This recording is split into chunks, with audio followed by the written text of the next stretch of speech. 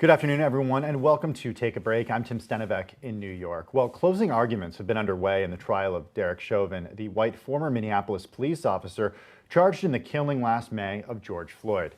Eric Larson is a U.S. legal reporter for Bloomberg and has been following this trial and this morning's closing arguments that are now entering its third hour. Eric, thanks so much for taking the time. And also, we should note that you're stepping away from live blogging this, which you have been doing for the past few hours, so we really appreciate that. We've been hearing from the prosecution this morning, Eric. What has stood out to you so far? Well, they really do keep driving home this point about the jurors using common sense and getting rid of any nonsense that they might have heard from the defense, is the way the prosecutor describes it. He's really telling them to look at the video clips that they've seen over and over again, listen to the audio, the body cams, and just witness and see what they saw for themselves and let that speak for itself, rather than listen to some of the defense witnesses who tried to blame the deaths on other things like drug use and things like that. So he's really urging the jurors, going over and over again, to use their common sense about what they saw, what was recorded in those viral videos. So given that, look, I don't know anyone who hasn't seen this awful video and the way that it has been. And also, of course, we have seen so much evidence throughout the last few weeks during the trial. What the prosecution is saying essentially is, hey, trust what you see and don't listen to what the defense has said. Correct. And we'll hear, the defense is going to obviously have a very different view of this, but right now we've just been hearing the state for the last couple of hours. And they keep reminding the jury that even a 9-year-old witness, called the police, that multiple people called the police on the police, that's how obvious it was that a crime was being committed. And, that the police, you want to assume that they're there to help, and that the jury, they can be expected to understand that. But they just keep saying, a 9-year-old called the police, multiple people called the police, and you just cannot believe these doctors who testified for the witnesses, the prosecutor says, because it just doesn't hold water. But it's still got the whole rest of the day to go here, so there's a lot more to be said on all of these. What do you think will be said? Because we've also heard from the prosecution reminding the jurors to take into account what the chief of police said and what other experts have said about reasonable use of force. Exactly, and it really does make this trial stand out from some others when you have the chief of police, testifying against a former officer, saying that officer, that Chauvin ignored use of force policies, ignored the policy for providing aid to someone in distress, such as CPR, and just did not follow their training. They pointed out the extensive training that officers receive on how to deal with people in distress.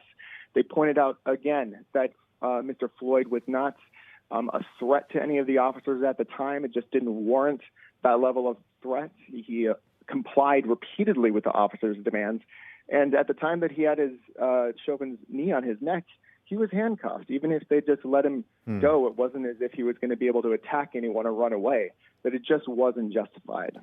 Eric, what do we expect as far as a timeline for a potential verdict here? When does the jury start to deliberate, certainly after we hear from defense? Yeah, it's a really good question. It's always impossible to tell. I've covered other trials before, and a lot of times it happens that you could get a verdict much sooner than you think in a case like this. And some experts think it could happen, within a week, within this week. But you just never know. They've got, 3 different charges here to consider. There's a lot of different elements they want to go over for each one of them.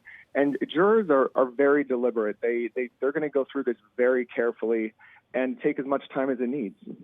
Is an appeal inevitable if there's a conviction? I would say so. Anytime you're dealing with a case like this where someone is facing a considerable time behind bars, in a sense they don't have anything to lose by appealing. And I think you can pretty much guarantee that will happen. Well, let's move on to what you expect to hear from the defense when the defense makes its closing arguments. Given that you've heard from the prosecution, and also we're hearing from the prosecution right now, I should say, and we did hear from the defense last week, what do you expect the tack that they'll take? Well, it's a good question because as we saw from the trial, it was almost 3 weeks. Most of that was prosecution testimony. The defense case was fairly short by comparison. So that doesn't necessarily mean they'll have a shorter closing statement, but they're going to focus on Mr. Floyd's health, his drug use. They're going to focus on their own medical experts who provided testimony that his death was caused by his own actions. They're going to go over all of that again, but as far as which part they'll focus on, it's really hard to say because they might have determined during the case that some things were working better with the jury than others, and it'll be interesting to see. Hey, Eric, as someone who's followed other trials as a legal reporter, was it surprising to you that the defense's case was so short in duration? Why it didn't seem to take even close to as much time as the prosecution spent making its case? You know, it actually didn't surprise me too much, only because there wasn't a whole lot for them to work with, to be honest. It was in the state's interest to provide a much larger, longer case because it was just so crucial for the state to try to get this right.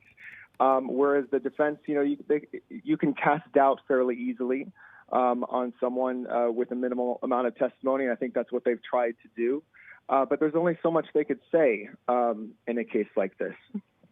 Eric, I mentioned the shocking video that so many people have seen that was obviously a central part to the prosecution's case. Can you talk a little bit about other media and the way that the prosecution has used photos, videos, sound, and other recordings to make its case? Well, that really is such a crucial part of all this, right? It all comes down to that video that went viral that we all saw. It's essentially what made this case so strong in the state's view to begin with, that this video spoke for itself. And even during these closing statements, the jury, they have video screens in front of them, and at different points, the prosecutor has been putting up images of Mr. Chauvin with his knee on Mr. Floyd's neck, showing brief clips. They've even shown the officer's body cam footage of the bystanders around him begging them for mercy.